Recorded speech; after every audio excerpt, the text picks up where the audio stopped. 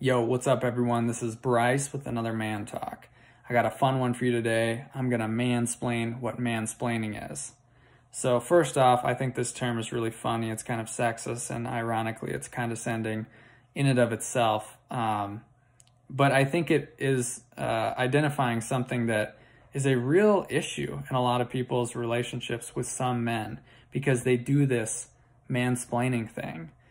And I think what mansplaining is, a lot of times it's when a man is over-explaining something, talking a lot, maybe it's unsolicited, and it feels condescending. It feels like they're not even paying attention to whether you're listening or not. It feels like maybe they think you're stupid and they're trying to give you like all this information, but you're not really wanting it. So that's the first piece. The second piece is, why do guys do this?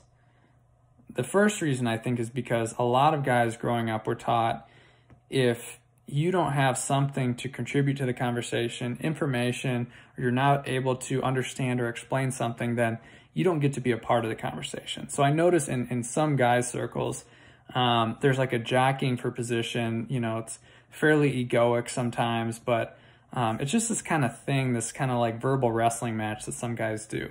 And I think it's pretty innocent, but it is kind of an anxious pattern that some guys get into, and they're not really aware of it. The second piece is, what do a lot of people do when they feel anxious? Well, they fill the space with words and talking. And what do they do when they feel more anxious? Well, they keep talking, and they talk faster, and they talk more, and they start to lose attunement with the listener, and they can no longer really pay attention to whether the listener is listening or not because they're so caught up in their own anxiety. So you get those two forces. You get, hey, I need to contribute something to this conversation. So a man starts explaining, and then as they feel anxious, so they get into their pattern, they talk more and more and more, and the listener is just like, whoa, like this is way too much. I don't need to hear this. And it just doesn't feel good. So, I mean, there's several things that the listener can do. And the first one is like, obviously you have to interrupt this pattern and share like, hey, this doesn't feel good, or I already know how to do this, something of that nature.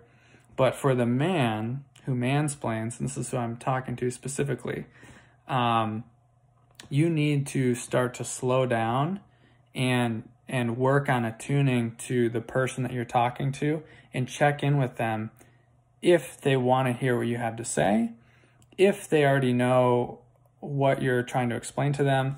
And you need to do that through eye contact. You need to do that through asking them, hey, like, do you want to hear how this works? Do you want to hear my opinion on this? Not this is how it works. Do you want to hear my opinion on this? And stop being a know-it-all and stop talking over people and filibustering to control the conversation. This is your work, because it probably doesn't feel good for people on the other end to just be talked at for, minutes and minutes at a time. So yeah, that's mansplaining. I think for the most part, it's usually pretty innocent.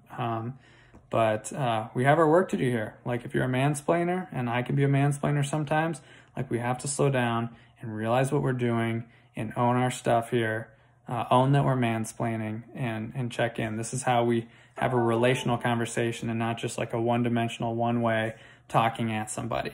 It just doesn't work. That's what I got.